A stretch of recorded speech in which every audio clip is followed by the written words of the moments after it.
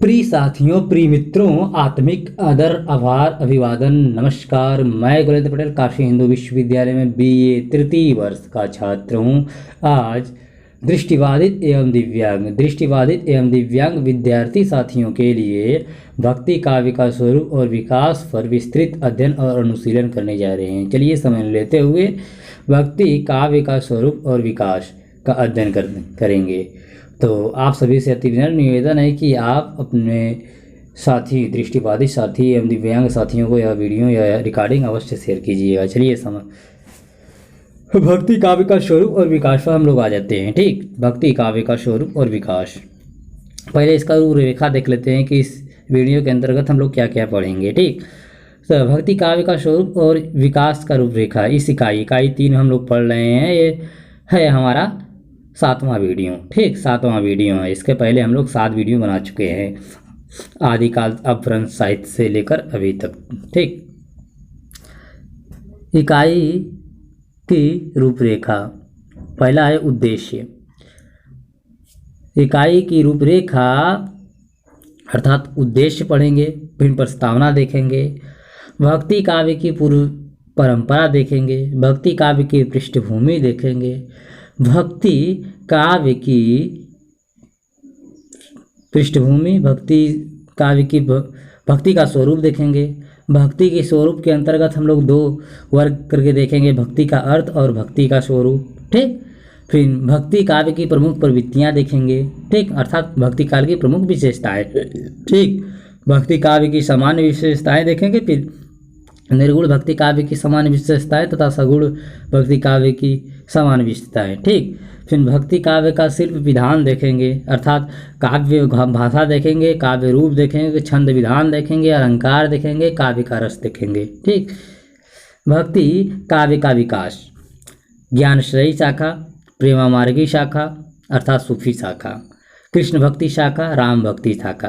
फिर हम लोग सारांश देखेंगे, सारांश। ठीक, उद्देश्य। ठीक, शब्दावली देखेंगे, कुछ उपयोगी पुस्तकें देखेंगे और अंत में बोधक प्रश्नों के उत्तर जानेंगे, अभ्यास प्रश्नों के। ठीक, चलिए तो समझ लेते हुए उद्देश्य पाते हैं।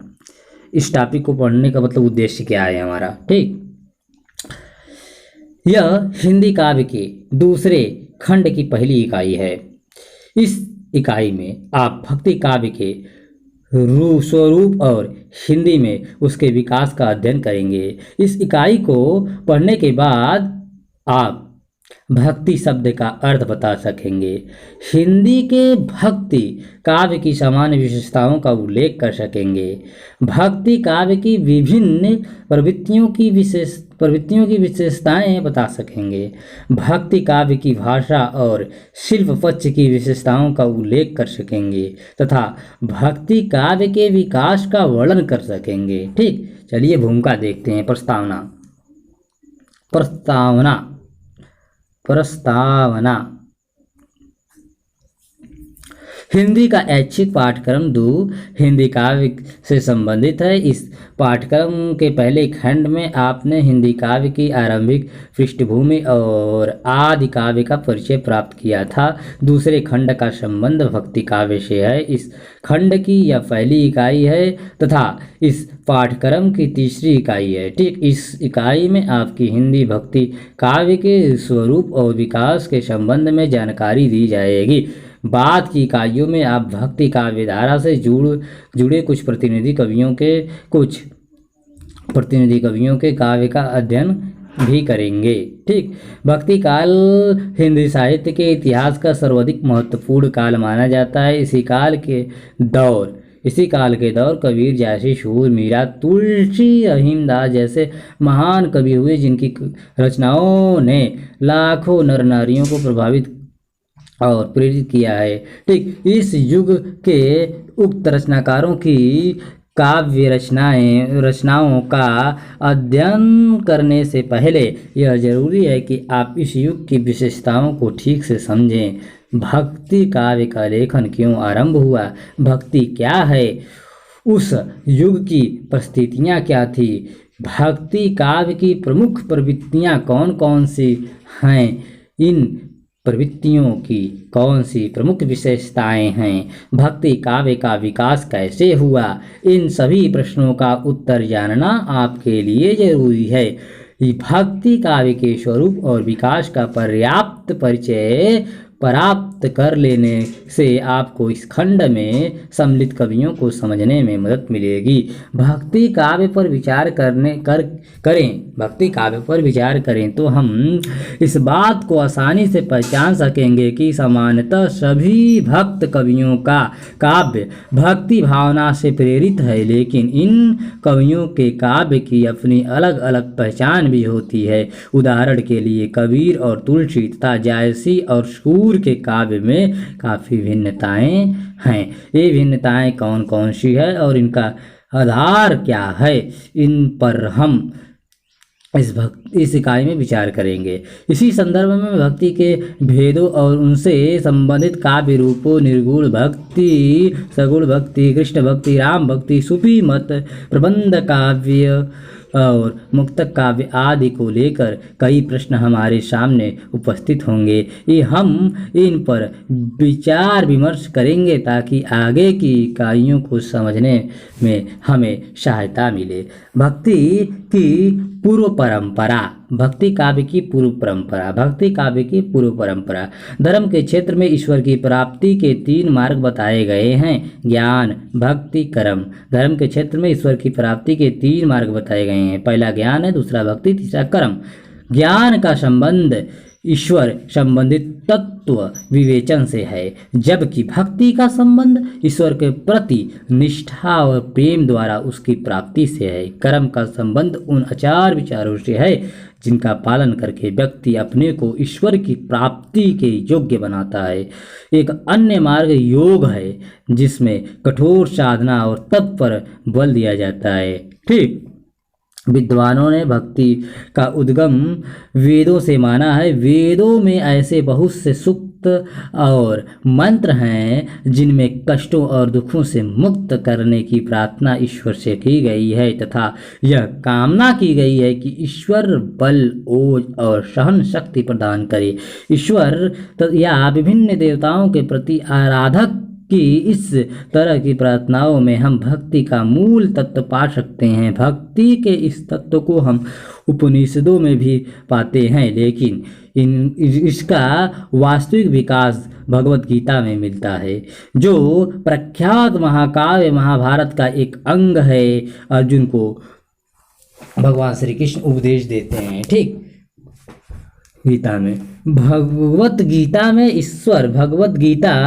ईश्वर के प्रति गहराई निष्ठा को जीवन का लक्ष्य बताया गया है। गीता में ईश्वर प्राप्ति के 3 मार्ग बताए गए हैं, कर्म, ज्ञान, भक्ति। गीता के अनुसार ये सभी मार्ग समान रूप से फलदायक हैं। भक्ति के क्षेत्र में भी गीता का आदर्श यही है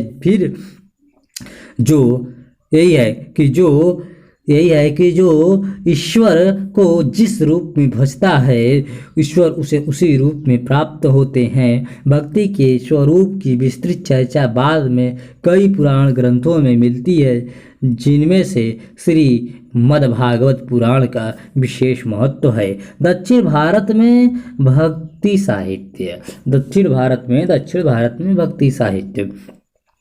भक्ति साहित्य का उदय सबसे पहले दक्षिण में हुआ। दक्षिण में भक्ति का प्रभाव ईसा की 2री-3री शताब्दी में दिखाई देने लगता है। इससे पूर्व वहाँ बौद्ध और जैन का प्रभाव था, किंतु बाद में वैष्णव और शैव धर्म का प्रभाव बढ़ने लगा। इन दोनों के बढ़ते प्रभाव ने भक्ति के प्रसार में योग दिया। तमिल साहित्य में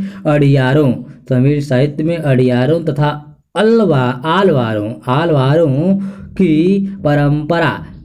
आलवारों की परंपराओं का संबंध भक्ति साहित्य से है। आलवारों संतों की परंपरा ईसा से 100-200 वर्ष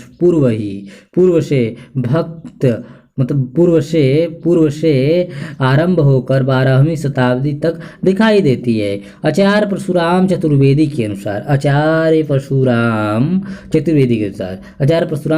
अनुसार ये कवि अधिकतर निम्न वर्ग के व्यक्ति थे और उनमें से अधिकांश अशिक्षित भी थे, किंतु इन्होंने ही भक्ति को सर्वप्रथम सामान्य जीवन के भी स्तर तक ला दिया।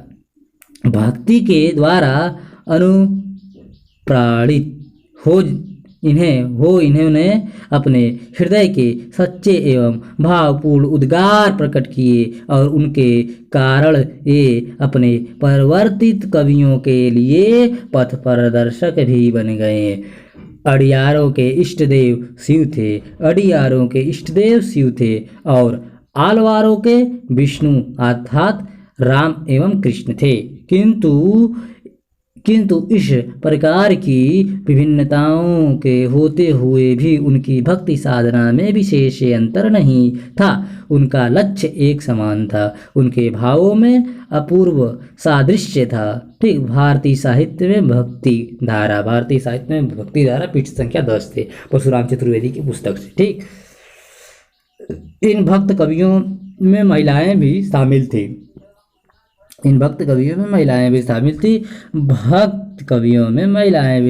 भक्ति साहित्य केवल तमिल भाषा तक ही सीमित नहीं था, बल्कि मलयालम तेलुगु में भी इसका प्रणयन हुआ। कन्नड़ भाषा में भी भक्ति साहित्य की रचना हुई। दक्षिण में विद्यमान भक्ति की परंपरा ही 13वीं-14वीं सदी में अखिल भारतीय आंदोलन के रूप में विकसित हुई। ठीक, भक्ति साहित्य पर अन्य प्रभाव।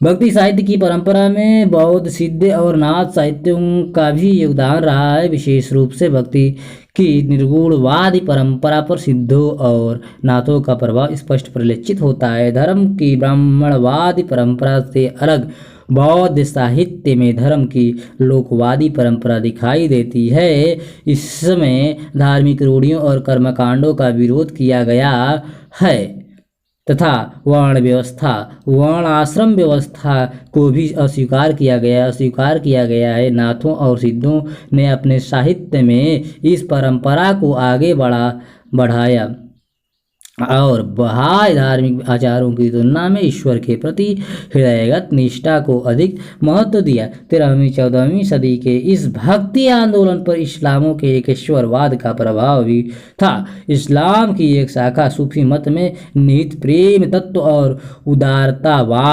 उदारतावाद ने भक्ति आंदोलन को और अधिक व्यापक तथा लोकप्रिय बनाया। कई सूफी कवियों ने प्रबंध काव्यों की रचना कर इस युग के काव्य को और अधिक समृद्ध किया। इनके प्रबंध काव्यों में फारसी तथा भारतीय परंपरा का सुंदर संयोग दिखाई देता है। ठीक, भक्ति काव्य की पृष्ठभूमि। आचार्य रामचंद्र शुक्ल ने अपने इतिहास ग्रंथ हिंदी साहित्य का इतिहास में भक्ति काल का समय विक्रम संवत 1375 से विक्रम संवत 1700 तक मानते हैं, अर्थात 1318 ईस्वी से लेकर 1643 तक माना है। आचार्य हजारी प्रसाद द्विवेदी हिंदी भक्ति काव्य का आरंभ विक्रम की 15वीं शताब्दी से मानते हैं, लेकिन वे भी इसका विस्तार 1700 तक ही स्वीकार करते हैं। शुक्ल जी के काल विभाजन को ही स्वीकार कर लिया गया है, इसलिए हम भी भक्ति काल का समय विक्रम की 14वीं शताब्दी के उत्तरार्ध से 16वीं शताब्दी तक मानते हैं। ठीक, प्रश्न यह है कि ऐसी कौन सी परिस्थितियां उत्पन्न हुई जिसके कारण भक्ति आंदोलन का उद्भव हुआ। इस प्रश्न पर विभिन्न विद्वानों ने अपने मत प्रस्तुत किए हैं। आचार्य रामचंद्र शुक्ल का मानना है कि मुस्लिम शासकों का राज्य स्थापित होने के कारण हिंदू जनता में जो हताशा फैल गई थी, उसी के कारण भक्ति साहित्य का उदय हुआ। उन्हीं के शब्दों में कहें तो वे कहते हैं, देश में मुसलमानों की राज्य प्रतिष्ठित हो जाने पर हिंदू जनता के हृदय में गौरव, गर्व और उत्साह के लिए वह अवकाश न रह गया। उसके सामने ही उसके देव मंदिर गिराए जाते थे, देव मूर्तियां तोड़ी जाती थीं और पूज्य पुरुषों का अपमान होता था और वे कुछ भी नहीं कर सकते थे। ऐसी दशा में अपनी वीरता के गीत न तो गा ही सकते थे और न बिना लज्जित हुए सुन ही सकते थे। आगे चलकर जब मुस्लिम साम्राज्य दूर तक स्थापित हो गया, तब परस्पर लड़ने वाले स्वतंत्र राज्य भी नहीं रह गए। इतने भारी राजनीतिक उलटफेर के पीछे हिंदू जन समुदाय पर बहुत दिनों तक उदासी छाई रही। अपने पौरुष से हताश जाति के लिए भगवान की शक्ति और करुणा की ओर ध्यान ले जाने के अतिरिक्त दूसरा मार्ग ही क्या था? हिंदी साहित्य का इतिहास, पृष्ठ संख्या 43, आचार्य रामचंद्र शुक्ल की पुस्तक में आप लोग देख सकते हैं उपयुक्त उदाहरण। ठीक, हम पहले बता चुके हैं कि भक्ति और भक्ति साहित्य दोनों की भारत में लंबी परंपरा रही है। अगर हम राजनीतिक स्थिति में स्वतंत्र सामाजिक, सांस्कृतिक और धार्मिक परिस्थितियों का अवलोकन करें तो भक्ति साहित्य के उदय के कारण जो ज़्यादा बेहतर ढंग से समझ सकते हैं। ठीक, दक्षिण में उत्पन्न हुए शंकराचार्य अर्थात 8वीं सदी के शंकराचार्य के अद्वैतवाद का देशव्यापी असर पड़ा था। अद्वैतवाद के अनुसार ईश्वर की सत्ता मतलब ईश्वर की सत्ता ही सत्य है। ठीक, अद्वैतवाद के अनुसार, शंकराचार्य के अद्वैतवाद के अनुसार ईश्वर की सत्ता ही सत्य है, यह जगत मिथ्या है। जगत क्या है भाई? जगत मिथ्या है।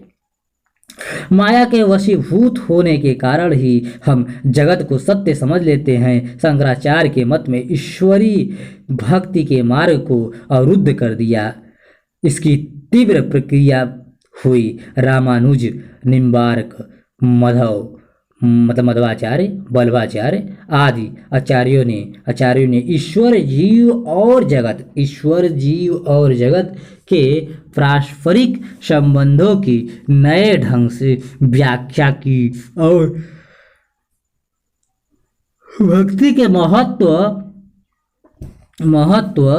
की पुनः स्थापना की। शंकराचार्य का समय 8वीं शताब्दी माना जाता है और रामानुज का समय 11वीं शताब्दी। रामानुज ने भक्ति को लोकप्रिय बनाने में महत्वपूर्ण भूमिका निभाई। अलवार संतों की लंबी परंपरा तो पहले से ही विद्यमान थी, इसलिए यह कहना बहुत उचित नहीं लगता कि जनता राजनीतिक पराजय में हताश होकर ईश्वर की ओर उन्मुख हुई थी। आचार्य हजारी प्रसाद द्विवेदी का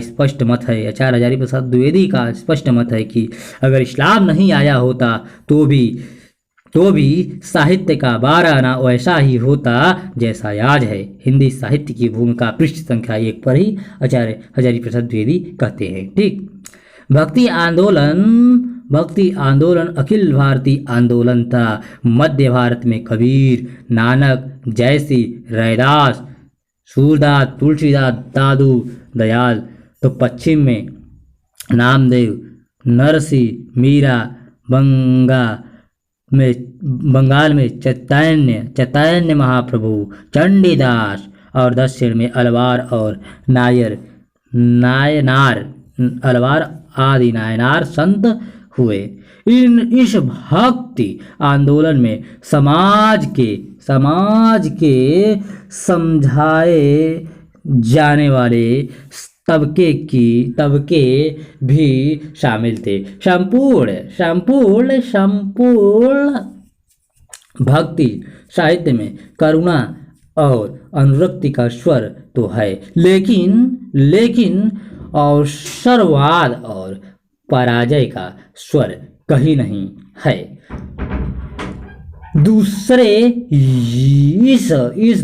इस आंदोलन में हिंदू तथा मुस्लिम दोनों ही सम्मिलित थे और नामदेव, नानक, कबीर, रैदास, चैतन्य जैसे आदि ने हिंदू मुस्लिम एकता पर विशेष बल दिया। इसलिए यह कहना बहुत उचित नहीं लगता कि भक्ति साहित्य मुस्लिम शासकों के अत्याचारों की प्रक्रिया से उत्पन्न हुआ।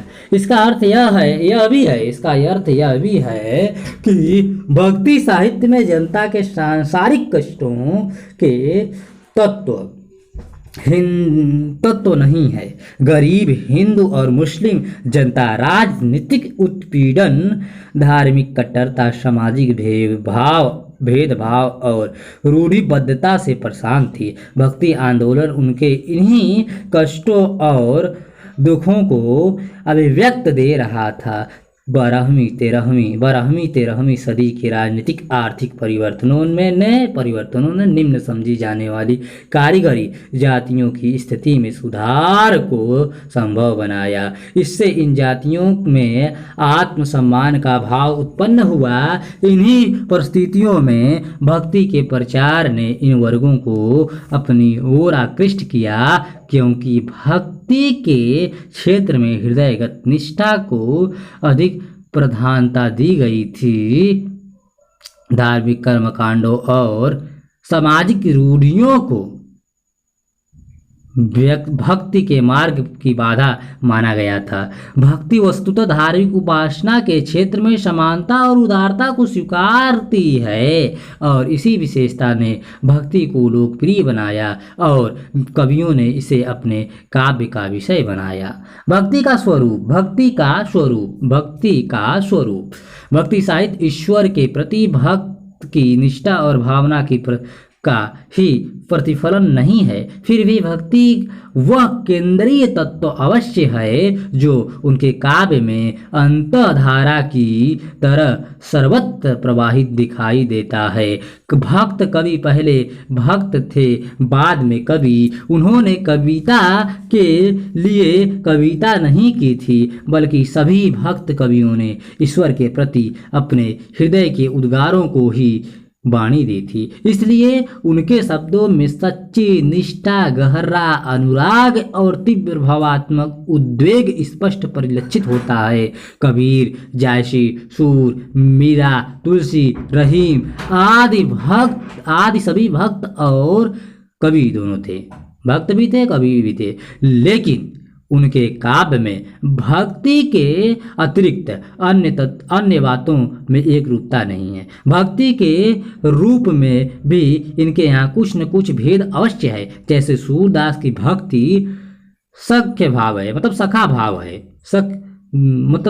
सखा भाव की भक्ति है, जबकि तुलसी की भाव दास्य भाव की भक्ति है। सॉरी, यहाँ हास्य भाव लिखा है, लेकिन दास्य भाव होना चाहिए। दास्य भाव की भक्ति है। और कबीर तथा जायसी की दाम्पत्य भाव की भक्ति है, दाम्पत्य भाव की भक्ति है। ठीक, भक्ति के ऊपरी भेदों की व्याख्या हम यथा अवसर करेंगे। इससे पहले हम भक्ति के अर्थ को समझने का प्रयास करेंगे या करें। ठीक, भक्ति का अर्थ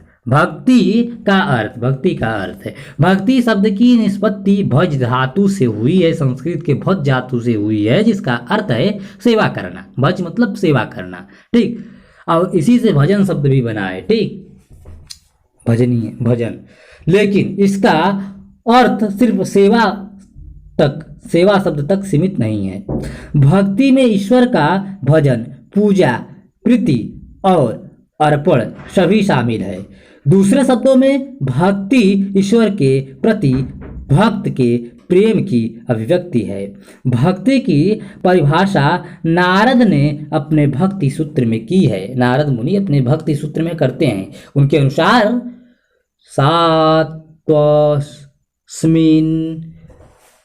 परम प्रेम स्वरूपा अमृत स्वरूपा च, अर्थात भक्ति भगवान के प्रति परम प्रेम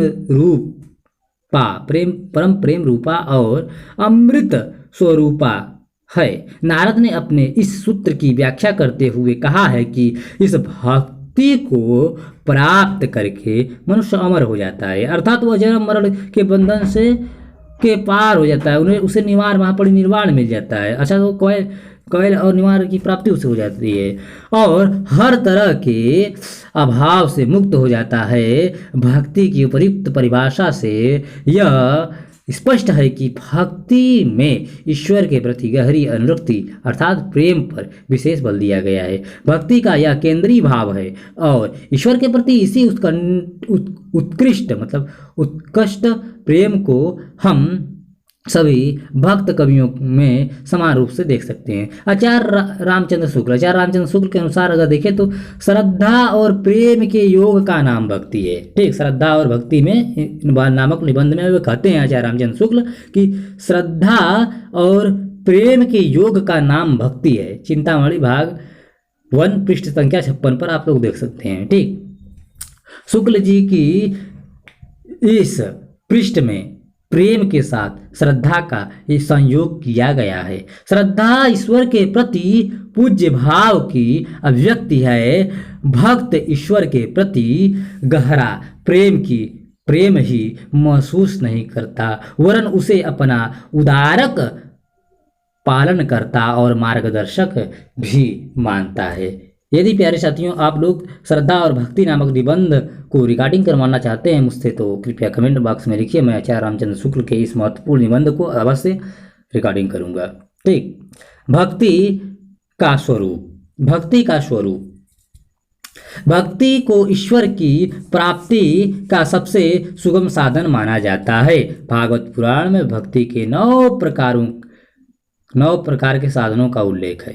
पहला श्रवण भक्ति अर्थात ईश्वर के रूप गुण लीला को सुनना। ठीक, जिसमें हम लोग भजन कर कीर्तन सुनते हैं। ठीक, कीर्तन ईश्वर के नाम रूप लीला आदि का गुणगान करना। स्मरण ईश्वर के नाम रूप आदि को याद करना।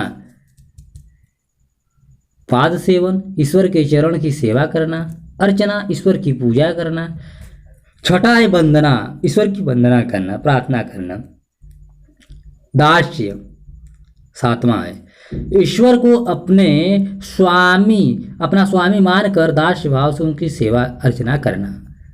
8वां है सख्य अर्थात सखा भाव, ईश्वर को अपना सखा बंधु मित्र मानना। ठीक, 9वां है आत्मनिवेदन, ईश्वर के चरणों में सर्वस्व अर्पित करना। ठीक, आत्मनिवेदन।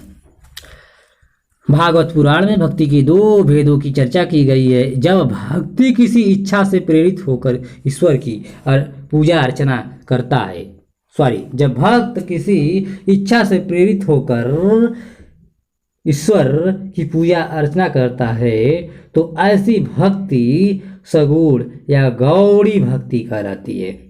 जब भक्त मोक्ष की कामना भी त्याग देता है तब ईश्वर का प्रेम और उसकी कृपा प्राप्त करना ही उसका लक्ष्य रह जाता है। तो ऐसी भक्ति को निर्गुण या अहैतुक भक्ति कहलाती है। प्यारे साथियों, मुझे श्रीमद् भागवत गीता और महाभारत से संबंधित कुछ प्रश्न उठ रहे हैं कि श्रीमद् भागवत गीता में कहा गया है कि कर्म करते रहिए, फल की चिंता मत कीजिए। ठीक है, हम लोग भी इस मिथ को स्वीकार करते हैं, परंतु मुझे यह नहीं समझ में आ रहा है कि कृष्ण स्वयं उपदेश देते हैं, यह मार्ग बताते हैं कि तुम्हें पाशुपतास्त्र अर्जुन चाहिए तो तुम शिव की पूजा करो। ठीक, भगवान शंकर की तपस्या करो तभी तुम्हें पाशुपतास्त्र मिलेगा। और अर्जुन पहले ही से जब फ्री में मिल जात कर्म करलन मिल जाला। ठीक, मतलब फल उनके स्मृति में पहले ही आ जाला, बाद में जालन कर्म करे।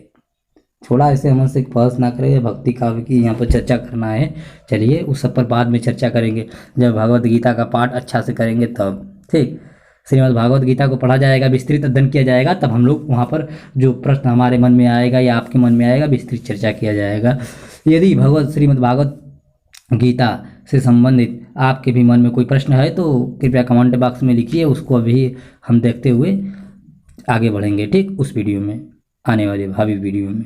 चलिए, भक्ति काव्य में हम अहैतुकी भक्ति का प्रभाव अधिक देखते हैं। भक्ति के जिन 9 साधनों की चर्चा ऊपर की गई है उसे देखने से स्पष्ट है कि इसमें मुख्य बल ईश्वर के स्मरण और पूजा को दिया गया है। ईश्वर की पूजा की कोई बाह्य विधि नहीं बताई गई है तथा जोर ईश्वर के नाम रूप गुण और लीला के स्मरण और कीर्तन पर है। भक्ति काव्य में भी इसीलिए नाम स्मरण और ईश्वरीय लीला के गुणगान को इतना महत्व दिया गया है। ठीक, बोधगम्य प्रश्न भी देख लीजिए। निम्नलिखित प्रश्नों के उत्तर रिक्त स्थानों में लिखिए, अर्थात कमेंट बॉक्स में लिखिए। चलिए हम पूछ रहे हैं उत्तर। जब भक्त हर तरह की कामना से रहित होकर ईश्वर की भक्ति करता है तो उस भक्ति को क्या कहते हैं? सगुण भक्ति, सात्विक भक्ति, अहैतुकी भक्ति, दास्य भक्ति। ठीक, कृपया आप लोग बताइएगा। ईश्वर प्राप्ति के निम्नलिखित मार्गों का सही नाम बताइए। ईश्वर प्राप्ति के निम्नलिखित मार्गों का सही नाम बताइए। कठोर तप और साधना द्वारा, ईश्वर संबंधित तत्व चिंतन द्वारा, विधि निषेधों के पालन द्वारा, ईश्वर के प्रति उत्कृष्ट प्रेम द्वारा। ठीक, चलिए अब हम अगली इकाई पर पहुँचते हैं। भक्ति काव्य की प्रवृत्तियां भी देख लेते हैं, तब अगली इकाई पहुंचेंगे। ठीक, भक्ति काव्य की प्रवृत्तियां अर्थात भक्ति काव्य की सामान्य विशेषताएं को भी देखेंगे। प्रवृत्तियां। डॉक्टर जॉर्ज गियर्सन ने भक्ति आंदोलन पर विचार करते हुए लिखा था कि इसका आगमन बिजली की चमक के समान अचानक हुआ था। लेकिन हम बता चुके हैं कि भक्ति आंदोलन का आरंभ कोई आकस्मिक घटना नहीं थी। 14वीं-15वीं सदी में भक्ति आंदोलन के जन्म से पहले ही दक्षिण भारत में भक्ति का व्यापक प्रचार हो चुका था। यह सही है कि भक्ति आंदोलन का उदय तत्कालीन परिस्थितियों के देन था, लेकिन इस पर विभिन्न धार्मिक मतों के प्रभाव से भी इनकार नहीं किया जा सकता। भक्ति आंदोलन 14वीं से 17वीं सदी के बीच विद्यमान रहा। इसमें कई धाराएं और उपधाराएं रहीं। ठीक, हम इनका मतलब जो धाराएं उपधाराएं हैं इसका विस्तृत अध्ययन आगे करेंगे। इससे पहले हमें भक्ति काव्य की समान विशेषताओं का अध्ययन अवश्य कर लेना चाहिए ताकि हम इन बातों को अच्छी तरह समझ सकें कि भक्ति काव्य की समान आधार भूमि क्या है। ठीक, भक्ति काव्य की समान विशेषताएं।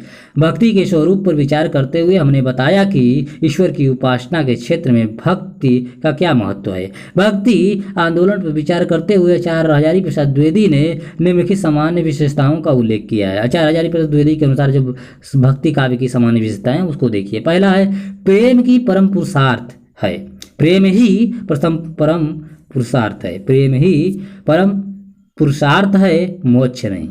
ठीक, दूसरा है भगवान के प्रति प्रेम कौलीन से बड़ी चीज है। तीसरा है भक्त भावना से बड़ा है, भक्त भावना से भी बड़ा है भक्ति। ठीक, और चौथा भक्ति के बिना शास्त्र ज्ञान और पांडित्य व्यर्थ है। पांचवा है नाम रूप से भी बढ़कर है। ठीक, अगर भक्ति की इन विशेषताओं पर विचार करें तो हम समझ सकते हैं कि भक्ति के मार्ग में जाति पाति, शास्त्र ज्ञान, आचार विचार आदि का कोई महत्व नहीं था। ईश्वर के प्रति उत्कृष्ट प्रेम और उसके नाम का स्मरण ही सबसे महत्वपूर्ण तत्व थे जो भक्ति काव्य के आधार बने। सगुण निर्गुण तथा राम और कृष्ण का लीला गान आदि बातें इसी के बाद आती हैं। उपर्युक्त बातों के आधार पर हम भक्ति काव्य की सामान्य विशेषताएं बता सकते हैं जो संपूर्ण भक्ति काव्य पर लागू की जा सकती है। ईश्वर के प्रति उत्कृष्ट प्रेम। ठीक, उत्कृष्ट प्रेम, ईश्वर के प्रति उत्कृष्ट प्रेम। ठीक, ईश्वर के प्रति तीव्र प्रेम का अनुभव करना ही भक्ति की पहचान है। हम सभी भक्त कवियों में इस विशेषता को समान रूप से पा सकते हैं, चाहे वे निर्गुण को मानते हों या सगुण को, चाहे वे राम की उपासना करते हों या कृष्ण की। अपने आराध्य के प्रति गहरी अनुरक्ति और उसको पाने की लालसा उसमें समान रूप से मिलती है। कबीर कहते हैं, क्या कहते हैं? आँखिड़िया झाई पड़ी पंथनी हारी निहारी, जिभड़ियाँ छाला पड़या जिभड़ियाँ छाला पड़या, राम पुकारी पुकारी। ठीक, कबीर कहते हैं आखड़ियाँ झाई पड़ी पंथ निहारी निहारी, जिभड़ियाँ छाला पड़या, राम पुकारी पुकारी। इस तरह मलिक मोहम्मद जैसी ने पद्मावत में प्रेम तत्व को ही प्रधानता दी है। मीरा तो अपने को प्रेम दीवानी कहती हैं। सूर्य और तुलसी का संपूर्ण साहित्य ईश्वर के प्रति उत्कृष्ट प्रेम का ही परिणाम है। तुलसी कहते हैं, एक भरोसो एक बल एक आस विश्वास, एक राम घनश्याम हित चातक तुलसीदास। ठीक, समानता का भाव, समानता का भाव। भक्ति के मार्ग में सांसारिक भेदभाव का कोई महत्व नहीं है, कोई स्थान नहीं है। ठीक, इस बात को सभी भक्त कवियों ने स्वीकार किया है। तुलसीदास जो वर्ण आश्रम धर्म का समर्थन करते हैं, भक्ति के क्षेत्र में किसी तरह के भेदभाव को स्वीकार नहीं करते हैं। इसलिए उनके राम सबरी के जूठे बेर खा लेते हैं। निषाद राज को अपना भाई भरत के समान प्रिय माँ बताते हैं। सूरदास की गोपियाँ भी प्रेम के मार्ग में विविधि निषेधों को स्वीकार नहीं करती हैं। कबीर आदि निर्गुण कवियों ने तो जाति पाति का विरोध दृढ़तापूर्वक किया है। गुरु महिमा, गुरु महिमा, गुरु महिमा। ईश्वर के प्रति उत्कृष्ट उत्कृष्ट प्रेम भक्ति की केंद्रीय विशेषता है, लेकिन भक्त कवियों ने ईश्वर से भी बड़ा उस गुरु को माना है जिसने ईश्वर के साक्षात रूप में से उनका परिचय कराया है। इसलिए कबीर गुरु को गोविंद से बड़ा मानते हैं। कबीर कहते हैं, गुरु गोविंद दो खड़े काके लागो पाँव, बलिहारी वा गुरु की निज गोविंद दिया बताए। ठीक, बलिहारी गुरु आप पर है, गोविंद दियो बताए। एक वही वाला। जैसे कि पद्मावत में भी सुआ राम रत्न सेन को पद्मावती के रूप में सौंदर्य से परिचित कराता है। सुआ अर्थात सुग्गा, ठीक, तोता। ठीक, जैसे कि पद्मावत में तोता एक पिंजड़े में जो तोता रहता है वही पिंजड़ा का तोता। ठीक, सुग्गा राजा रत्न सेन को पद्मावती के रूप सौंदर्य से परिचय कराता है। रत्नसेन आत्मा है। ठीक, रत्नसेन आत्मा है, पद्मावती इस काव्य की परमात्मा है। सुआ क्या है भाई? सुआ गुरु का प्रतीक है। सुआ वहां पर गुरु है रत्नसेन का। ठीक, क्योंकि रत्नसेन को ईश्वर का साक्षात दर्शन कराता है। ठीक, तुलसीदास ने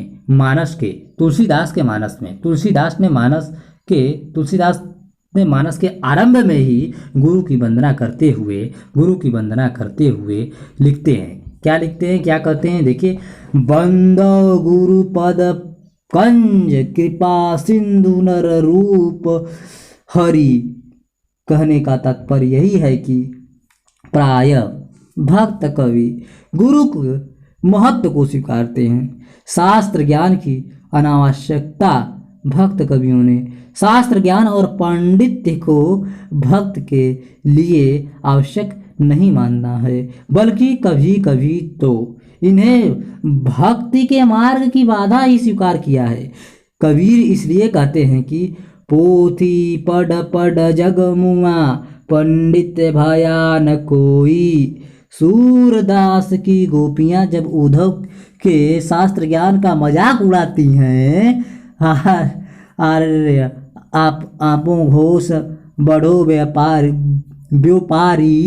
लदी खेप गुण ज्ञान जोग की ब्रज में आए उतारी। तुलसीदास भी बार बार इस बात को दोहराया है कि शास्त्रीय ज्ञान की अपेक्षा ईश्वर की कृपा अधिक महत्वपूर्ण है।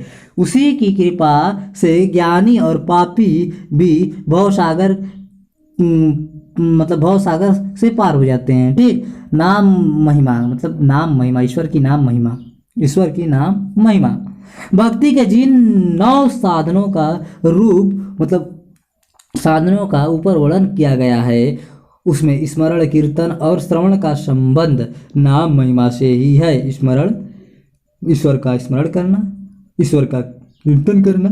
जैसे आजकल कीर्तन गांव में होता है, हरे रामा हरे कृष्णा और कृष्ण कृष्ण श्री कृष्ण हरे हरे। ठीक, यही वाला मतलब अलग अलग कीर्तन है। अब और श्रवण अर्थात कीर्तन को सुनना, हर श्रवण परंपरा सुनना, ईश्वर महिमा को सुनना, गुणगान को सुनना, नाम महिमा से ही है इनका संबंध। ठीक, भक्त कवियों में गम के नाम को राम से भी बढ़कर माना गया, राम के नाम को राम से भी बढ़कर माना गया है। कबीर स्वयं कहते हैं कि राम नाम तत्व सार है, तत्व सार है मतलब तत्व का सार है।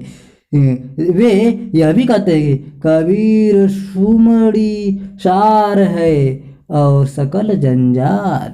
इस प्रकार तुलसीदास ने विनय पत्रिका के कई पदों में ऐसे भक्तों का बार बार उदाहरण दिया है, मतलब भक्ति के पदों का उदाहरण दिया है जिन्होंने नाम स्मरण के बल पर प्रभु की कृपा प्राप्त की है। रामचरितमानस में उन्होंने कलिकाल में कल्याण का सबसे बड़ा साधन राम से भी बढ़कर उनके नाम को माना है। ठीक, अहंकार का सत्य, अहंकार का सत्य, अहंकार का सत्य।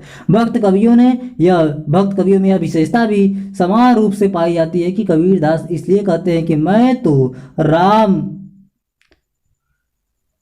कहता हूँ और मोती मेरा नाम है, मेरे गले में राम का नाम का पट्टा बंधा है, वह जिधर खींचता है मैं उधर ही जाता हूँ। सूरदास के विनय संबंधित पदों में भी हम ऐसा ही समर्पण और दैन्य भाव पाते हैं। ठीक, तुलसी ने तो बार बार कहा है, क्या कहा है देखिए, राम सो बड़ो है कवन मोसो कवन छोटो, राम सो खरो है कवन मोसो कवन खोटो। लोक जीवन से जुड़ाव। भक्त कवि किसी राजा या बादशाह के दरबारी कवि नहीं थे, इसमें से कई तो कोई न कोई व्यवसाय करते थे।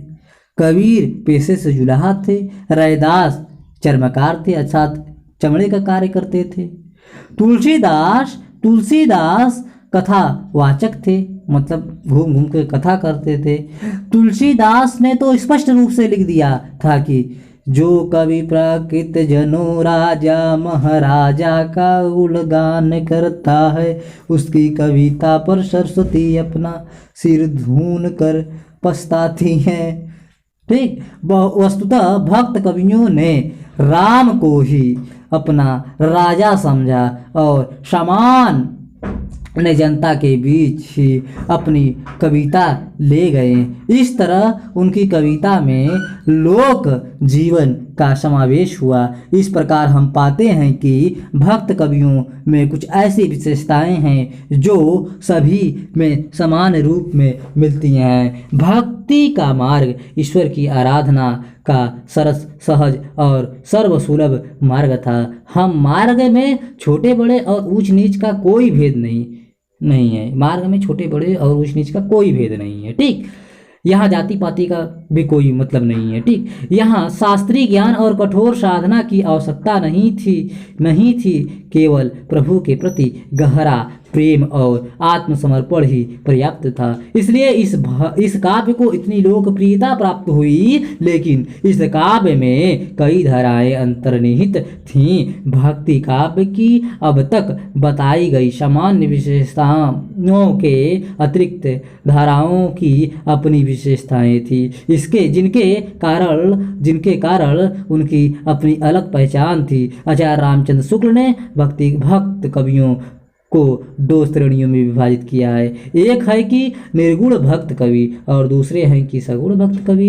इसी आधार पर उन्होंने भक्ति काव्य को भी निर्गुण भक्ति काव्य और सगुण भक्ति काव्य नामक भेदों में विभाजित किया। कबीर, जायसी, रैदास, नानक, दादू दयाल आदि निर्गुण काव्य धारा में और सूर, नंददास, तुलसीदास आदि को सगुण काव्य धारा में सम्मिलित किया गया। निर्गुण काव्य धारा और सगुण काव्य धारा में मूलभूत अंतर यह है कि निर्गुण कवि ईश्वर को निर्गुण यानी सांसारिक गुणों से रहित या उनसे ऊपर निराकार ईश्वर को निराकार रूप और आकार से रहित अर्थात वह कोई रूप धारण नहीं करता मानते हैं, जबकि सगुण कवि ईश्वर को सगुण अर्थात सभी गुणों से युक्त परंतु उनसे परे भी साकार अर्थात ईश्वर कोई भी रूप धारण करने में सक्षम है। इस नाम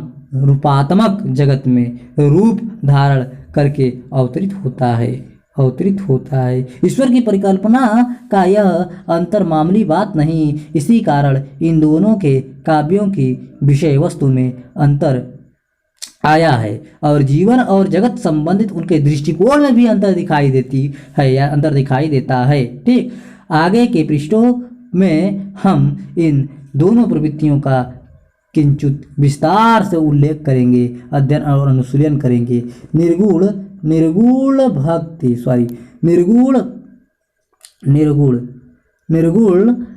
भक्ति काव्य की समान विशेषताएं। निर्गुण निराकार ईश्वर में ईश्वर को निर्गुण निराकार मानना निर्गुण भक्ति काव्य की आधारभूत विशेषता है। निर्गुण पंथी अवतारवाद में विश्वास नहीं करते हैं। उनका दृढ़ मत है कि ईश्वर निर्गुण और निराकार है, वह समस्त सृष्टि में व्याप्त है, लेकिन वह मनुष्य का या अन्य प्राणी का रूप धारण नहीं करता। ईश्वर निर्गुण निराकार है, इसलिए उसकी मूर्ति बनाकर पूजा करना गलत है। समस्त सृष्टि उसी की रचना है, इसलिए भी उसकी मूर्ति बनाना या मंदिर बनाना व्यर्थ है। निर्गुण मानते हैं ऐसा। लौकिक प्रेम द्वारा आध्यात्मिक प्रेम की अभिव्यक्ति जो सूफी की एक महत्वपूर्ण विशेषता है, प्रवृत्ति है। देखिए, कहते हैं निर्गुणपंथी भक्त कवियों ने ईश्वर को निर्गुण निराकार तो माना, किंतु उसकी उपासना भी एक मार्ग ढूंढ लिया। उन्होंने भक्ति की उपासना का मार्ग योग और गुह्य साधना पद्धति में खोजा था। नाथ और सिद्ध इसी परंपरा में आते हैं। साधना का यह मार्ग सामान्य जनता को आकृष्ट नहीं कर सका। कबीर आदि संतों ने ईश्वर के प्रति अपने प्रेम की अभिव्यक्ति के लिए लौकिक संबंध को आधार बनाया। कबीर ने ईश्वर को अपना भतार, अपने को उसका दुल्हनिया, उसका कुतिया तक कहा है। ठीक, और स्वयं को उसकी दुल्हनिया माना है। कबीर ने ईश्वर को अपना भतार और स्वयं को उसकी दुल्हनिया माना है। इस प्रकार सूफी कवियों ने लौकिक प्रेम कथाओं के माध्यम से ईश्वर के प्रति अपने प्रेम को व्यक्त दी है। देखिए, धार्मिक रूढ़ियों और सामाजिक कुरीतियों का विरोध। निर्गुण पंथी केवल ईश्वर प्रेम में लीन रहने वाले भक्त नहीं थे, इन्होंने ईश्वर की बनाई इसी सृष्टि से भी उतना ही प्रेम था, इसलिए उन्होंने इसमें व्याप्त बुराइयों और अनाचारों का विरोध किया। उन्होंने धार्मिक रूढ़ियों और कर्मकांडों को माया का उनके अनुसार यह विश्वास करना कि काशी में मरने से स्वर्ग मिलेगा या गंगा में नहाने से पुण्य प्राप्त होता है या पुण्य होता है, केवल मन का भ्रम है। ईश्वर और जीव तो जल और बर्फ की तरह हैं, दोनों में कोई मूलभूत अंतर नहीं है। ठीक, पानी ही तय हिम भया, हिम होए गया बिलाई, जो कुछ था लोई भया, सोई भया, अब कछु कहा न जाई। ठीक, कबीर की पंक्ति है। जाति पाति का विरोध एवं हिंदू मुस्लिम एकता का समर्थन, जीव और ईश्वर की एकता के कारण ही निर्गुण पंथी जाति पाति और ऊंच नीच के भेद में विश्वास नहीं करते थे। कबीर और अन्य संत कवियों में बार बार इस बात को दोहराया है। कबीर और अन्य संत कवियों ने इस बात को बार बार दोहराया है कि ब्राह्मण और शूद्र एक ही ईश्वर की संतान हैं, उनमें भेद करना गलत है। एक ज्योति तय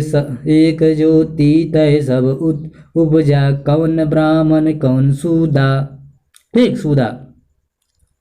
निर्गुण पंथ जाति के भेद को तो अस्वीकार करते ही हैं, हिंदू और मुस्लिम के बीच भी कोई फर्क नहीं करते हैं। कबीर, नानक आदि ने हिंदू मुस्लिम एकता पर विशेष रूप से बल दिया है। कबीर ने हिंदू और इस्लाम दोनों धर्मों में व्याप्त अंधविश्वासों पर चोट किया है। दूसरी ओर मलिक मोहम्मद जैसी, मंजन, कुतुबन आदि सूफी संतों ने हिंदू लोक कथाओं को अपनाकर अपनी सहिष्णुता और उदारता का परिचय दिया है। और मलिक मोहम्मद जैसी ने हिंदू संस्कृति तथा मुस्लिम संस्कृति के समन्वय का काम किया है। एक प्रकार से देख लिया जाए तो हिंदू और मुस्लिम की संस्कृति में सेतु का कार्य किया है। ठीक, जोड़ने का, एक दूसरे को जोड़ने की सेतु का कार्य किया है। ठीक, एकता के सूत्र में बांधने का। ठीक, राष्ट्रवाद का प्रभाव। निर्गुण काव्यधारा की महत्वपूर्ण विशेषता है उनका राष्ट्रवाद। सृष्टि की प्रत्येक वस्तु में ईश्वर की परोक्ष सत्ता का आभास पाना, उनसे अपना संबंध जोड़ना और उस सत्ता के साथ अपने को एकाकार महसूस करना ही राष्ट्रवाद है। शुक्ल जी ने राष्ट्रवाद को दो प्रकार से बताया है। शुक्ल जी ने, आचार्य रामचंद्र शुक्ल ने, भावात्मक राष्ट्रवाद और साधनात्मक राष्ट्रवाद, मतलब ठीक, साधना वाला राष्ट्रवाद। भावात्मक राष्ट्रवाद में जीव ईश्वर के प्रति गहन प्रेम अनुभूति महसूस करता है, जैसे कि यहाँ इसी भावात्मक राष्ट्रवाद को देखा जा सकता है। कबीर भी जब अपने को राम की बहुरिया मानकर ईश्वर के प्रति गहरी विरह भावना को व्यक्त करते हैं, तो वहाँ भी भावात्मक राष्ट्रवाद ही है। ठीक, लेकिन साधनात्मक राष्ट्रवाद में योग की साधना पद्धति का सहारा लिया जाता है। कबीर के यहाँ इस साधनात्मक राष्ट्रवाद का प्रभाव अधिक दिखाई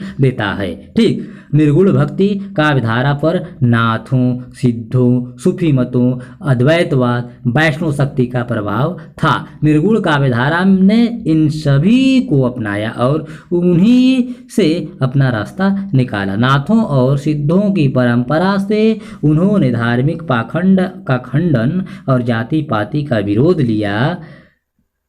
उन्होंने योग साधना की पद्धति का प्रभाव भी इन्हीं से ग्रहण किया। सूफी मत से उन्होंने प्रेम तत्व प्राप्त किया। सभी काव्य तो यह आधार था, सभी काव्य का तो यही आधार था ही उन पर ईश्वर के स्वरूप और माया के सिद्धांत का प्रभाव अद्वैतवाद के कारण था।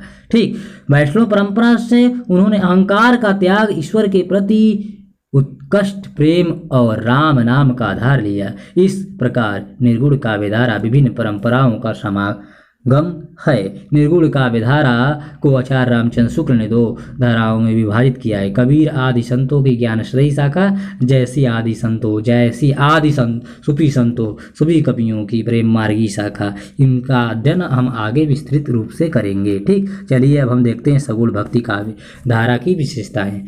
सगुण भक्ति काव्य की सामान्य विशेषताएं। सगुण भक्ति काव्य की सामान्य विशेषताएं। ईश्वर के सगुण और साकार रूप में विश्वास करने वाले भक्त कवियों के काव्य को सगुण काव्यधारा नाम दिया गया। हमने पहले इस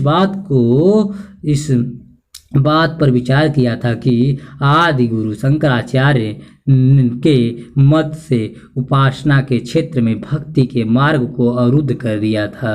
ठीक, शंकराचार्य के सिद्धांत अद्वैतवाद के अनुसार ईश्वर ही सत्य है, जगत मिथ्या है। माया के कारण ही मनुष्य संसार को सच मानता है। शंकराचार्य के अनुसार केवल बाह्य ही सत्य है, इसलिए आत्मा भी बाह्य ही है। ऐसी स्थिति में भक्ति संभव नहीं है क्योंकि भक्ति के लिए भक्त और भगवान के बीच किसी न किसी रूप में भेद की चेतना होना आवश्यक है। यही कारण है कि रामानुजाचार्य ने जीव जगत और ईश्वर के संबंधों को लेकर एक नया दार्शनिक मत प्रस्तुत किया।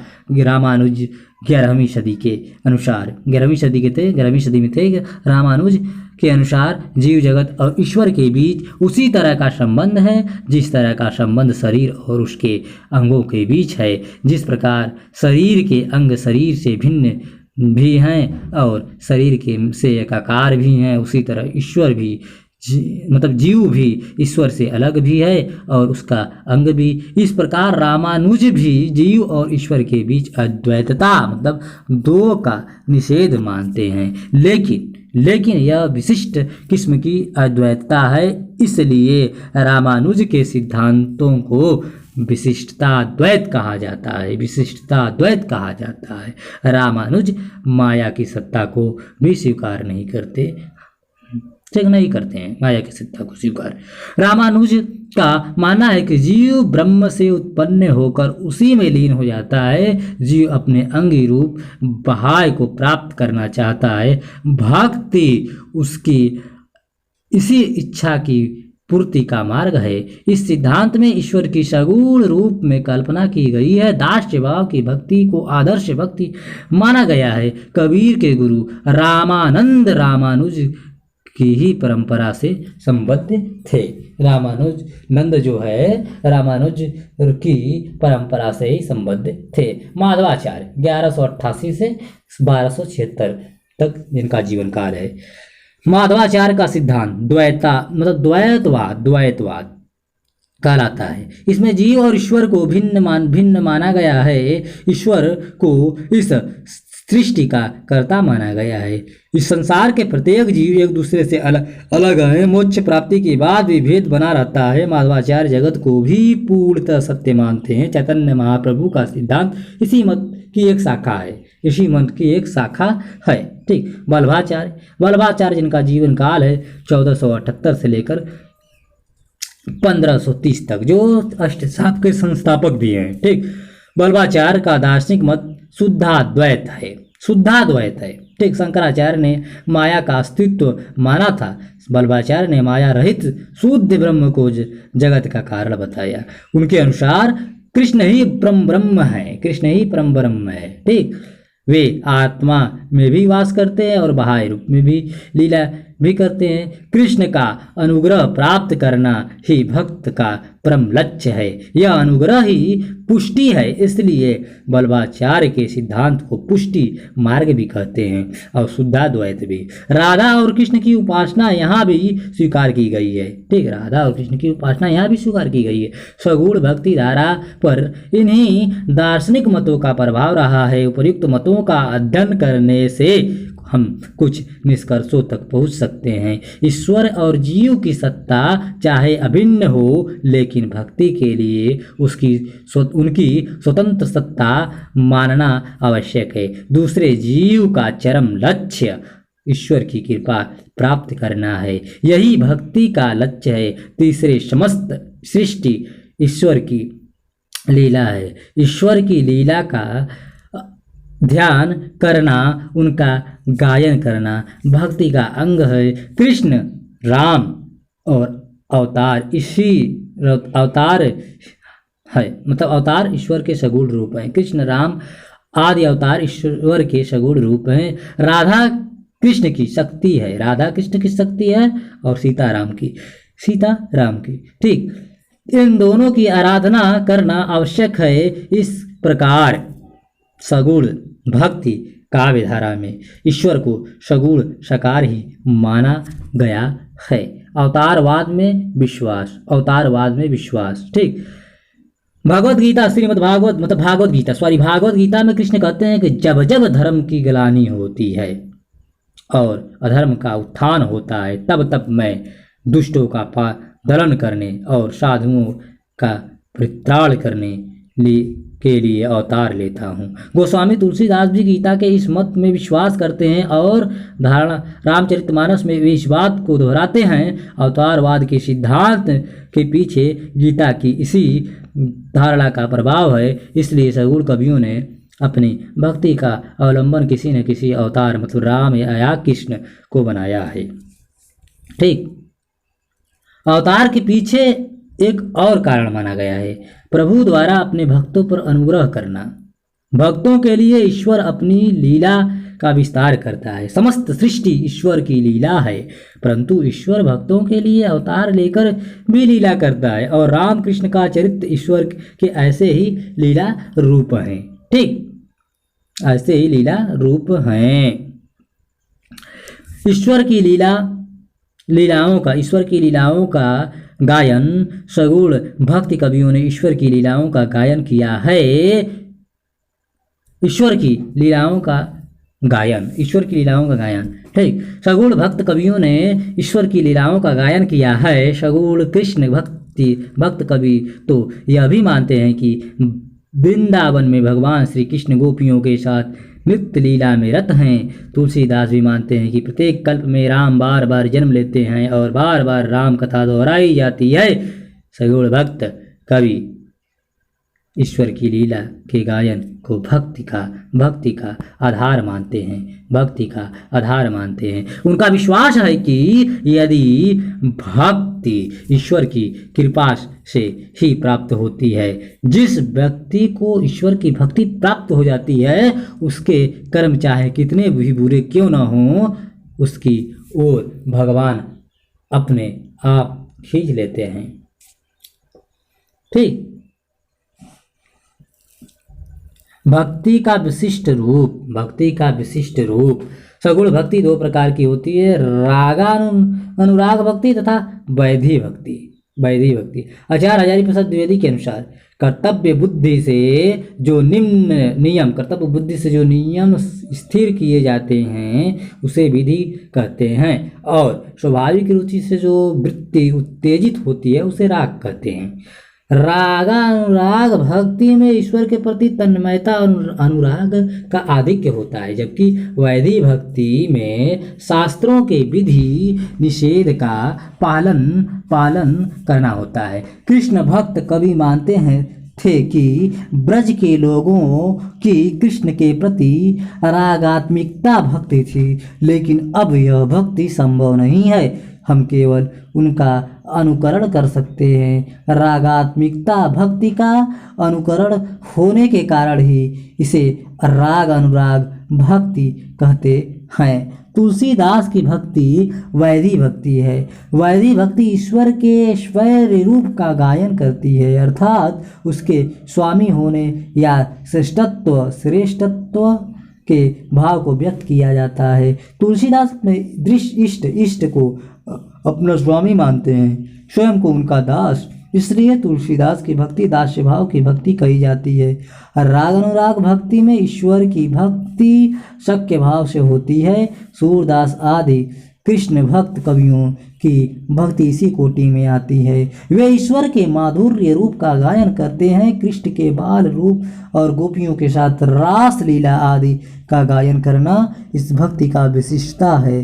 सगुण भक्ति काव्य धारा को आचार्य रामचंद्र शुक्ल ने दो शाखाओं में विभाजित किया है, राम भक्ति और कृष्ण भक्ति शाखा। ठीक, सगुण काव्य धारा की इन उपयुक्त शाखाओं का विस्तृत अध्ययन हम आगे करेंगे। ठीक, बोधगम्य प्रश्न भी एक देख लीजिए। निम्नलिखित में से कौन से सही हैं और कौन से गलत हैं? ठीक, सही कथन पर आप लोग सही कथन को कमेंट बॉक्स में लिखिएगा। सगुण भक्त कवि अवतारवाद में विश्वास करते थे। ईश्वर की लीलाओं का गायन निर्गुण काव्य की विशेषता है। निर्गुण काव्य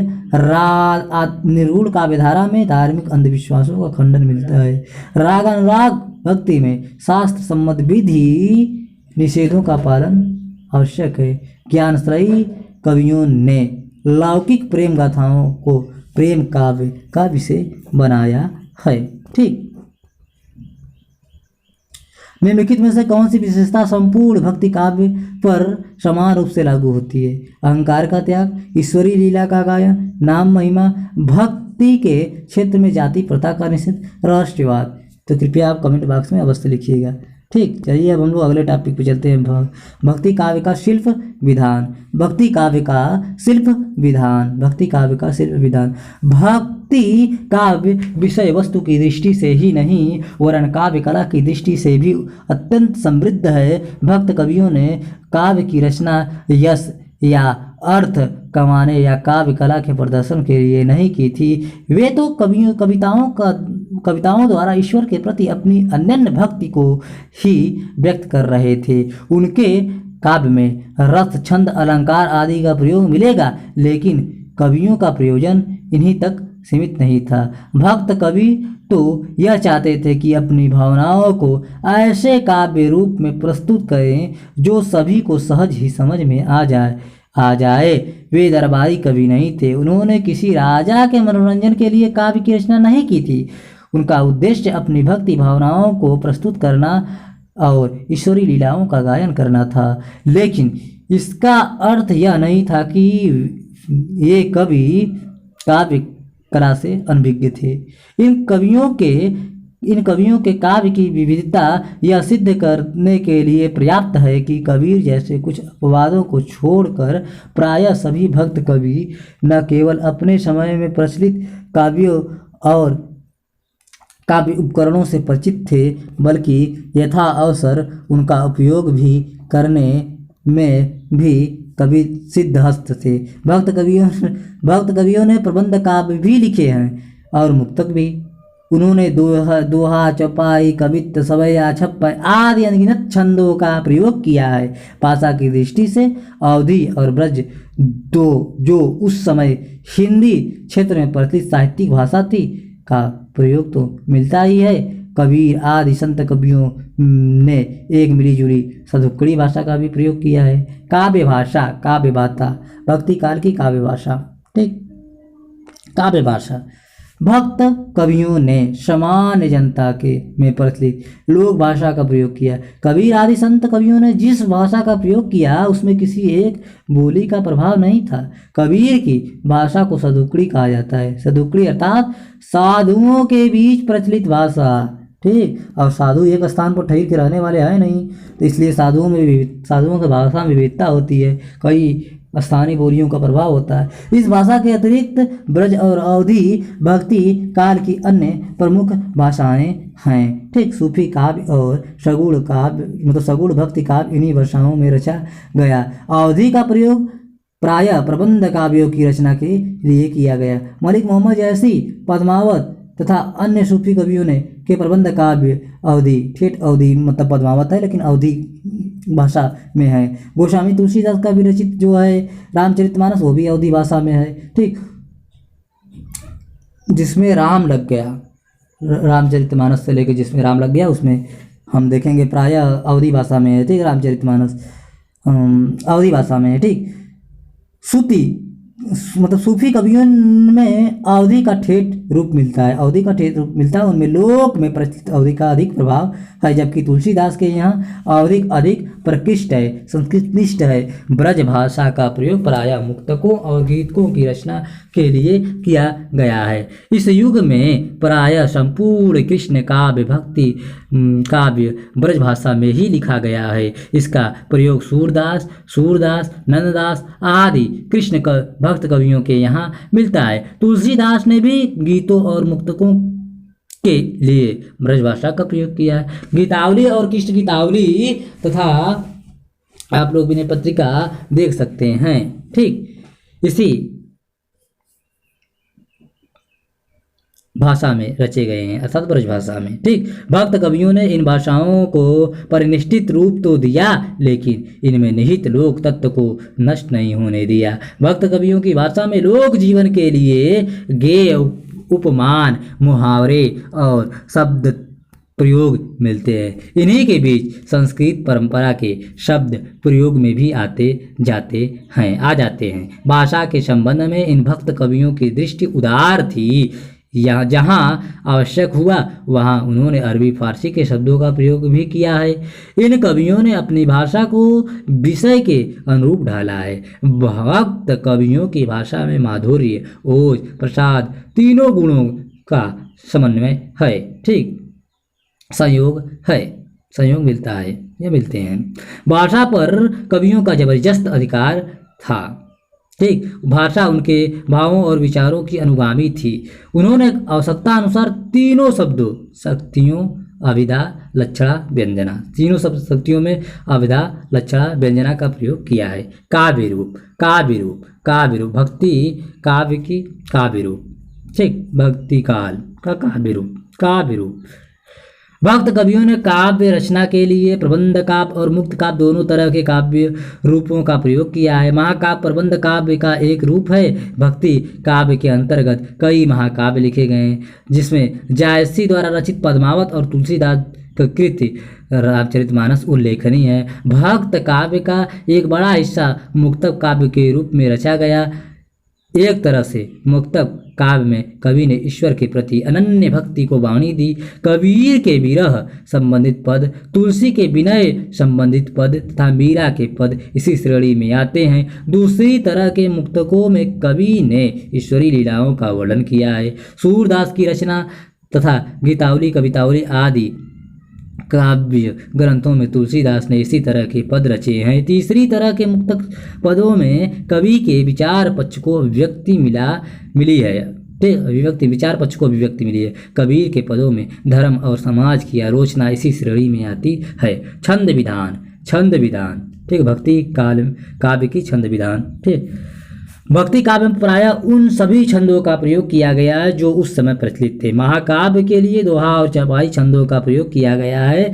पद्मावत में 7 चौपाई के बाद एक दोहा, 7 चौपाई है फिर एक दोहा प्रयुक्त हुआ है, जबकि रामचरितमानस में 8 चौपाइयों के बाद एक दोहा का प्रयोग किया गया है। मानस में तुलसीदास ने सोरठा, छप्पय आदि छंदों का प्रयोग किया है। किसी मित्र ने मुझसे पिछले वीडियो में पूछा था कि सर पद्मावत में और रामचरितमानस में ऐसा क्यों है कि पद्मावत में 7 चौपाई के बाद एक दोहा है, जबकि रामचरितमानस में 8 चौपाई के बाद एक दोहा है। तो यह कवि पर डिपेंड करता है। ठीक, कि कितने इस कवि पर डिपेंड करता है। इसका विस्तृत अध्ययन जब हम लोग काव्य शास्त्र पढ़ेंगे तो वहाँ पर देखेंगे। ठीक, मुक्तक काव्य के लिए प्रयुक्त छंदों में अधिक विविधता पाई जाती है। कबीर ने दोहा, चौपाई तथा गेय पदों का प्रयोग किया है। सूरदास ने सूर सागर में गेय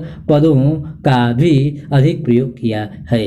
इन गेय पदों में दोहा, चौपाई, रोला, छप्पय, सवैया, घनाक्षरी, हरिगीत का आदि छंदों का प्रयोग मिलता है। तुलसीदास ने पद, कवित्त, सवैया, छप्पय, सोरठा तथा अन्य कई छंदों का प्रयोग किया है।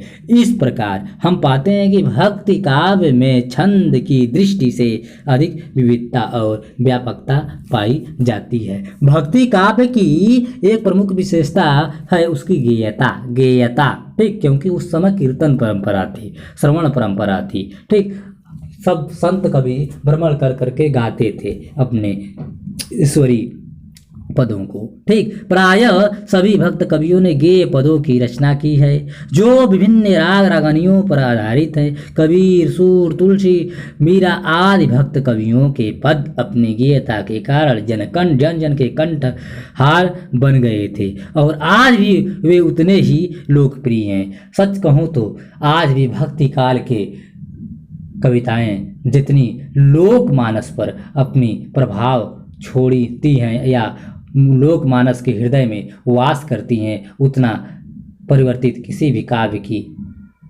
नहीं। ठीक, आज भी देखिए विद्वता का प्रदर्शन हो रहा है कविता में, लेकिन उन्हें जुटाना पड़ रहा है अपने श्रोताओं को मंचों पर। ठीक, देख सकते हैं कविताएं भक्ति काल की वास्तव में एक अनमोल धरोहर है। अलंकार, भक्त कवियों ने अलंकारों का प्रयोग काव्य का अर्थगत संबंध बढ़ाने के लिए किया है। उनके यहाँ अलंकार सहज ही चले जाते हैं। प्रायः उन्होंने सादृश्य मूलक अलंकारों का प्रयोग किया है। कबीर की रचना में उपमा और रूपक अलंकार का अधिक प्रयोग हुआ है। कबीर ने इनका प्रयोग अपने भावों को और अधिक प्रभावशाली बनाने के लिए किया है। जायसी के यहाँ भी सादृश्य मूलक अलंकारों का प्रयोग अधिक है। इनमें भी उपमा, रूपक और उत्प्रेक्षा का व्यवहार अधिक मिलता है। सूरदास के यहाँ भी उपमा, रूपक और उत्प्रेक्षा का अधिक प्रयोग हुआ है। सांग रूपक में तो सूरदास और तुलसीदास विशेष सिद्धहस्त हैं। कवि कृष्ण की लीलाओं से संबंधित कई पदों में स्वभावोक्ति अलंकार का प्रयोग हुआ है। तुलसीदास ने भी सादृश्य मूलक अलंकारों का प्रयोग किया है। काव्य रस भक्ति काव्य का केंद्रीय भाव ईश्वर के प्रति उत्कृष्ट प्रेम भाव है। प्रेम भाव जब लौकिक होता है तो श्रृंगार रस की उत्पत्ति होती है, लेकिन यही प्रेम जब ईश्वर की ओर उन्मुख होता है तो उसे भक्ति कहते हैं। इसलिए कवि को भी रस की संज्ञा दी गई है। वस्तुतः ईश्वर के प्रति प्रेम में भी भक्ति प्रेम का भी अनुभव करता है। कई भक्त कवियों ने ईश्वरीय प्रेम की अभिव्यक्ति के लिए लौकिक प्रेम को आधार बनाया है। कबीर ने अपने को राम की बहुरिया मानकर विरह भावना को अभिव्यक्ति दी है, जो श्रृंगार का भी अंग है। जायसी आदि सूफी कवियों ने लौकिक प्रेम गाथाओं को अपने प्रबंध काव्यों का आधार माना है। इन काव्यों में संयोग और वियोग दोनों तरह के श्रृंगार की अभिव्यक्ति हुई है। तुलसीदास के मानस में जीवन का व्यापक चित्रण है तथा संयोग और वियोग श्रृंगार को प्रमुखता मिली है। वात्सल्य और वियोग मतलब भ्रमर गीत के रूप में आप लोग सूरदास का जो है उसे सूरदास में वात्सल्य रस के चित्रण में सूरदास अप्रीतम है। ठीक, वात्सल्य वियोग में वात्सल्य रस के सम्राट कहे जाते हैं सूरदास। मीरा ने भी अपने को कृष्ण की प्रिया मानकर उनके प्रति अपनी विरह भावना की अभिव्यक्ति दी है। भक्ति काव्य में शांत रस की अभिव्यक्ति सर्वत्र दिखाई देती है। कबीर के संबंधी पदों में सूर और तुलसी के यहाँ विनय संबंधित पदों में इस देखा जा सकता है। कबीर एक बोधगम प्रश्न आपके लिए, कबीर ने किस भाषा में काव्य रचना की है? अवधी, ब्रज, सदुक्कड़ी, भोजपुरी? कृपया आप कमेंट बॉक्स में उत्तर दीजिएगा। ठीक, चलिए अब हम लोग सीधे पूछते हैं भक्ति काव्य का विकास। ठीक, भक्ति काव्य का विकास। इकाई के आरंभ में हम आपको भक्ति काव्य की दो प्रमुख धाराओं से परिचित करा चुके हैं। इन धाराओं में को निर्गुण काव्य धारा और सगुण काव्य धारा कहा जाता है। आचार्य रामचंद्र शुक्ल ने इन दो शाखाओं में विभाजित किया है। इन्हें दो शाखाओं में विभाजित किया है। निर्गुण काव्य धारा को ज्ञानत्रयी शाखा तथा प्रेमाश्रयी शाखा तथा सगुण काव्य धारा को राम भक्ति शाखा तथा कृष्ण भक्ति शाखा। एक चार्ट है, इस चार्ट को ध्यान से देखिए आप लोग। भक्ति काव्य दो खंड में हो जाता है बढ़कर। निर्गुण मतलब दो शाखा भक्ति काव्य का, निर्गुण काव्य धारा, निर्गुण काव्य और सगुण काव्य। और इन्हीं निर्गुण का अब दो उपशाखा हो जाता है, ज्ञानश्रयी शाखा तथा प्रेम मार्गी सूफी काव्य शाखा। तथा सगुण में हम देखते हैं कृष्ण भक्ति और राम भक्ति। अगर ज्ञानश्रयी का शाखा का प्रमुख कवि प्रतिनिधि कवि देखो तो कबीर है और प्रेमा मार्गी अर्थात सूफी जायसी हैं। कृष्ण के सूरदास हैं और राम भक्ति शाखा के हम तुलसीदास को देते हैं। ठीक, वैसे बहुत समय हो गया है। इस भाग में हम इन चार शाखाओं में काव्य के विकास का अलग अलग अध्ययन करेंगे ताकि यह जान सकें कि भक्ति काव्य का विकास किस रूप में हुआ। ठीक, तो प्यारे साथियों, अब हम लोग यहाँ से ज्ञानश्रयी शाखा, प्रेमाश्रयी शाखा, कृष्ण भक्ति काव्य शाखा और राम भक्ति शाखा का विस्तृत अध्ययन और विवेचन हम लोग अगले वीडियो में करेंगे, क्योंकि 1 घंटा लगभग 20 मिनट हो चुका है। ठीक, तो आप सभी से अति विनम्र साहित्यिक सहृदय सविनय निवेदन है कि आप इस वीडियो को दृष्टिबाधित एवं दिव्यांग साथियों को अवश्य शेयर कीजिएगा। बहुत बहुत आत्मिक धन्यवाद।